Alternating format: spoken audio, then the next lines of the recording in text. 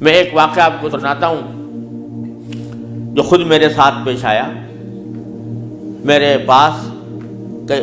کئی سال پہلے کی بات ہے، جرمنی سے ایک صاحب کا میرے پاس خط آیا اور انہوں نے اپنا حال یہ لکھا کہ میں پاکستان میں تھا اور وہاں سے پھر میں روزگار کی تلاش میں جرمنی آ گیا۔ جرمنی جب آیا تھا تو اس وقت دین کا کوئی احساس میرے دل میں نہیں تھا، دین کی کوئی فکر میرے دل میں نہیں تھی۔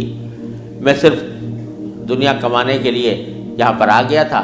تو نہ اپنے دین کی کچھ خبر تھی، نہ معلومات تھی، نہ اس پر عمل تھا۔ لیکن یہاں پر رہتے رہتے میں نے ایک کرسچن لڑکی سے میرے تعلقات ہو گئے اور پھر میں نے اسے شادی کر لی۔ شادی کے بعد بھی کوئی دین کی طرف رغبت پیدا نہیں ہوئی، کوئی احساس پیدا نہیں ہوا۔ لیکن جب اولاد ہو گئی اور اولاد ذرا نشو و نما پانے لگی، ذرا سی وہ سمجھدار ہونے لگی، تو اس وقت میں نے دیکھا کہ میری کرسچن بیوی وہ اولاد کو کرسچینٹی پڑھا رہی ہے اور کرسچینٹی کی تعلیم دے رہی ہے۔ تو اس وقت میرے دل کا اندر کا سویا ہوا مسلمان جاگا کہ یہ میری اولاد ہے اور یہ کرسچن بننے جا رہی ہے، میری بیوی اس کو کرسچینٹی پڑھا رہی ہے۔ تو میں نے اپنی بیوی سے کہا کہ تم اس کو یہ کرسچینٹی مت پڑھاؤ۔ بیوی نے کہا میں کیوں نہ پڑھاؤں، یہ میری بھی اولاد ہے اور میں اس کو حق سمجھتی ہوں، تو اپنی اولاد کو بھی ویسے ہی بنانا چاہتی ہوں۔ میں نے کہا نہیں، کرسچینٹی حق نہیں ہے، اسلام برحق ہے۔ تو اس نے کہا مجھے ثابت کرو کہ کیوں برحق ہے اسلام اور کرسچینٹی میں کیا خرابی ہے۔ تو اب میرے پاس علم تو تھا نہیں، مجھے اپنے دین کا بھی پتہ نہیں تھا، کرسچینٹی کا بھی پتہ نہیں تھا، لہذا جب وہ بات کرتی تو میں اس کا جواب دینے کے لیے کی پوزیشن میں نہیں تھا، اس کے سوالات کا جواب نہیں دے سکتا تھا، اس کے اعتراضات کا جواب نہیں دے سکتا تھا۔ تو میں اس مشکل میں ہوں کہ میری اولاد وہ میری بیوی کی تعلیم و تربیت کے نتیجے میں کرسچن بننے جا رہی ہے اور میرے دل پر آرے چل رہے ہیں، میں کچھ کر نہیں سکتا۔ تو آپ مجھے کوئی طریقہ بتائیے۔ یہ خط میرے پاس آیا تو میں نے اللہ تبارک و تعالیٰ سے دعا کی کہ اللہ کوئی ایسی تدبیر دل میں ڈال دیجیے کہ جس سے اس بیچارے مسلمان کی مشکل حل ہو۔ تو میں نے اس کو لکھا کہ ایک تو میری کتاب ہے واٹ از کرسچینٹی کے نام سے، جس میں کرسچینٹی کے بارے میں تفصیل ہے، تو وہ کتاب میں نے بھیجی اور ساتھ میں اس سے کہا کہ آپ اپنی بیوی سے بحث کرنا بند کر دیں، کیونکہ بحث کرنے سے کچھ فائدہ نہیں ہوگا، آپ کو خود معلومات نہیں ہے اور بحث کرنے سے ویسے بھی فائدہ نہیں ہوتا۔ جب بحث مباحثہ شروع ہوتا ہے تو ہر ایک آدمی چاہتا ہے دوسرے کو زیر کر دے، اس سے کوئی خاص فائدہ نہیں ہوتا۔ تو آپ بحث کرنا تو بند کر دیں، البتہ ان کو دو باتوں پر آمادہ کر لیں۔ ایک بات تو یہ کہ ان سے یہ کہیں کہ بھئی خدا کو تم بھی مانتی ہو اور میں بھی مانتا ہوں، اور یہ بھی مانتی ہو کہ خدا سے دعا کی جاتی ہے، تو آؤ ہم دونوں بیٹھ کر یہ دعا کریں، اکٹھے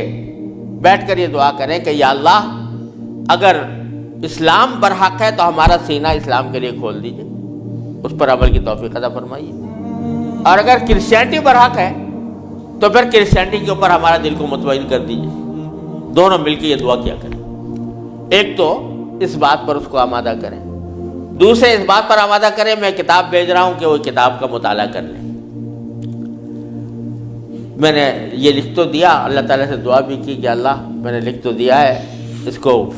مؤثر و مفید بنا دیجئے۔ کچھ عرصے کے بعد اس ساتھی کا خط آیا، اس نے لکھا کہ الحمدللہ میری بیوی نے آپ کی دونوں باتیں تو مان لی ہیں اور کہا کہ یہ دعا بھی کروں گی اور یہ کتاب بھی پڑھوں گی، لیکن ابھی کوئی فرق نہیں آیا، معاملہ جوں کا توں ہے۔ تو میں نے پھر ان کو خط لکھا کہ آپ گھبرائیں نہیں اور اس عمل کو جاری رکھیں، دعا کرتے رہیں، تو گھبرائیں نہیں۔ اس کے کچھ عرصے کے بعد ان کا خط آیا میرے پاس، اس میں انہوں نے لکھا کہ عجیب و غریب واقعہ ہو گیا وہ یہ کہ میری بیوی وہ کسی جگہ کوئی ڈگری کورس کر رہی تھی، اس سلسلے میں یونیورسٹی گئی، اور یونیورسٹی سے واپس آتے ہوئے ہم دونوں واپس آ رہے تھے، وہ گاڑی ڈرائیو کر رہی تھی، میں اس کے برابر میں بیٹھا ہوا تھا، تو اچانک اس نے گاڑی ایک جگہ روک کر اور اس نے اپنا سر اسٹیئرنگ کے اوپر جھکا لیا اور بے تحاشا رونے لگی۔ میں سمجھا کہ خدا نہ کرے اس کے اوپر کوئی دل کا دورہ پڑا ہے یا کوئی تکلیف ہوئی ہے، تو میں پریشان ہوا۔ میں نے پوچھا کیا بات ہے، تو روتے روتے اس سے بولا نہیں جا رہا تھا۔ بمشکل جب میں نے بار بار پوچھا تو اس نے ایک جملہ کہا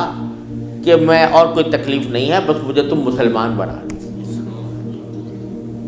اسلام میں قبول کرنا چاہتی ہوں۔ کہتے مجھے اپنے کانوں پر اعتبار نہیں آیا کہ یہ وہی عورت ہے کہ جو اتنی شدت کے ساتھ مجھ سے بحث کیا کرتی تھی، اور اب یہ کری کہ میں نے کیا کہا، تو بار بار میں نے اس سے پوچھا تو اس نے کہا کہ نہیں، میں سچ کہہ رہی ہوں کہ مجھے مسلمان ہونا ہے، تو مجھے کہیں لے جا کر مجھے مسلمان بناؤ۔ میں پھر اس کو فوراً اسلامی سینٹر میں لے گیا، وہاں جا کے اس نے کلمہ شہادت پڑھا، مسلمان ہوئی، اور اس نے خط میں لکھا تھا کہ یہ اتفاق سے یہ دن رمضان کا تھا، اور آج پہلا موقع ہے کہ ہم دونوں نے سحری میں اٹھ کر ہم دونوں نے اکٹھا روزہ رکھا ہے، اور آپ کو خط لکھ رہے ہیں، اور دوسرا خط میری بیوی کی طرف سے ہے۔ تو دوسرا خط اس کے ساتھ تھا اس کی بیوی کی طرف سے، اور اس نے مجھے لکھا تھا کہ میں آپ کا شکریہ ادا کرتی ہوں کہ آپ نے مجھے ایک ایسا طریقہ بتایا جس کے ذریعے اللہ تبارک و تعالیٰ نے مجھے ہدایت عطا فرمائی۔ تو یہ میرے خود اپنے ساتھ پیش آیا ہوا واقعہ ہے۔ اللہ تعالیٰ سے اگر ہدایت مانگی جاتی ہے وہ دعا رد نہیں ہوتی۔ یعنی بہت سی دعائیں جو ہم دنیا کے لیے مانگتے ہیں کہ یا اللہ ہمارا روزگار لگ جائے، ہماری دولت میں اضافہ ہو جائے، اس میں ضروری نہیں کہ اللہ تبارک و تعالیٰ وہی چیز دے دیں جو آپ نے مانگی ہے، اس لیے کہ بعض اوقات اللہ تعالیٰ کے علم میں ہوتا ہے کہ یہ چیز اس کو دیں گے تو اس کے لیے نقصان دہ ہوگی، کوئی اور چیز دے دیتے ہیں، اس سے اچھی چیز دے دیتے ہیں۔ بعض مرتبہ آدمی مانگتا ہے کہ مجھے میری دولت میں اضافہ ہو جائے، لیکن اللہ تعالیٰ جانتے ہیں کہ اس کی دولت میں اضافہ ہوگا تو پتہ نہیں یہ کس وادی میں جا کے گرے گا، لہذا وہ نہیں دیتے اس کو، لیکن دعا کا ثواب اس کو دے دیتے ہیں۔ اسی طریقے سے بعض اوقات دنیا کے بارے میں اگر یہ ہو کہ بھئی یا اللہ میاں مجھے محسن فرض کرو کہ بیمار ہے تو شفا مل جائے، تو بیماری کے اندر بعض اوقات اللہ تعالیٰ جانتے ہیں کہ اس کا بیمار رہنا ہی اس کے حق میں زیادہ فائدہ مند ہے، تو وہ بعینی ہی وہ چیز نہیں دیتے لیکن اس سے اچھی چیز عطا فرما دیتے ہیں۔ یہ اللہ تبارک و تعالیٰ کی سنت ہے دنیاوی چیزوں کے بارے میں۔ لیکن اگر کوئی ہدایت مانگے سچے دل سے، یا اللہ مجھے ہدایت دے دے،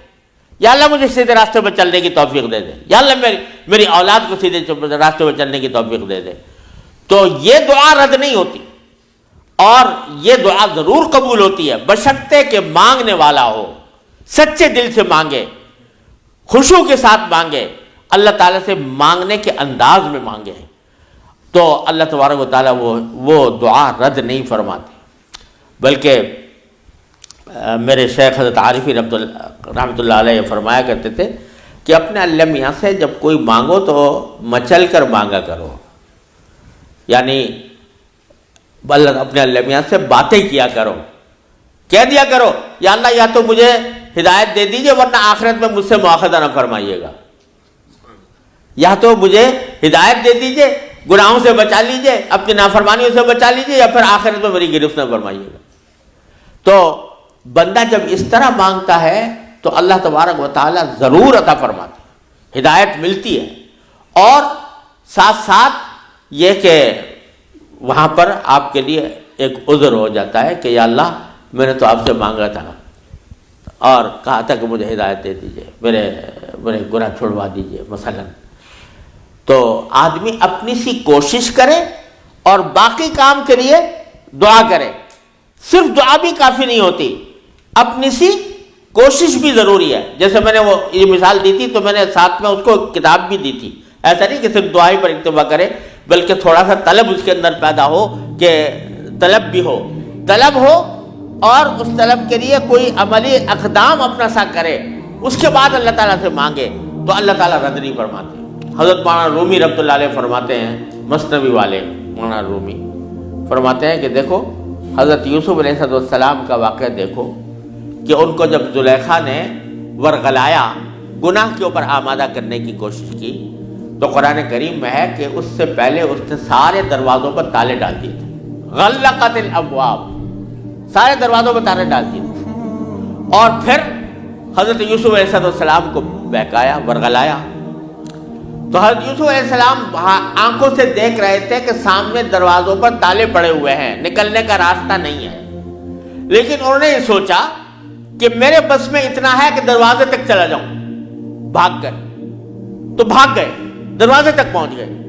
اور وہاں جا کے مانگا اللہ تعالیٰ سے کہ یا اللہ یہاں تک پہنچنا تو میرا کام تھا، آگے دروازے سے باہر نکالنا اور اس گناہ سے مجھے بچانا آپ کا کام ہے۔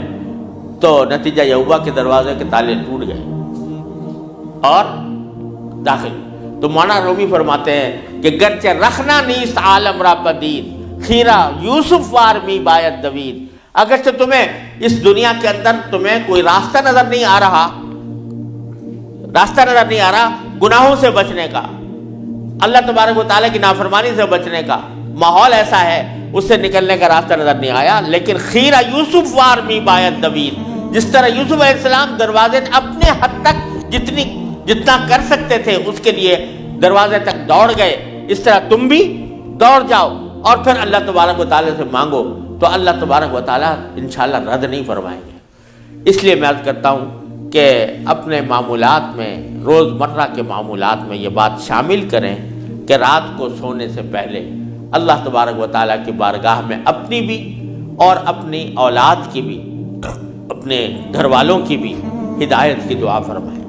اللہ یا اللہ اپنے رحمت سے ہم چاہتے ہیں کہ ایسا کریں، اپنی طرف سے کوشش بھی کر رہے ہیں، یا اللہ اپنے فضل و کرم سے اپنے رحمت سے اس کوشش کو کامیاب بنا دیجئے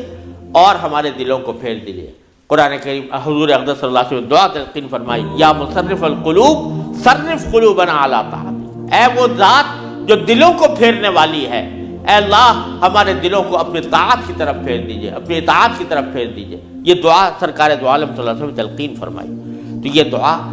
ہر روز بندہ مانگے اللہ تبارک و تعالیٰ سے، انشاءاللہ رد نہیں ہوگی، انشاءاللہ ضرور کامیابی ہوگی۔ اپنی طرف سے کوشش جاری رہے اور ساتھ ساتھ اللہ تعالیٰ سے مانگتے رہیں، انشاءاللہ یہ کوشش کبھی رائے گاہ نہیں جائے گی۔ اللہ تبارک و تعالیٰ اس کو ضرور قبول فرمائے۔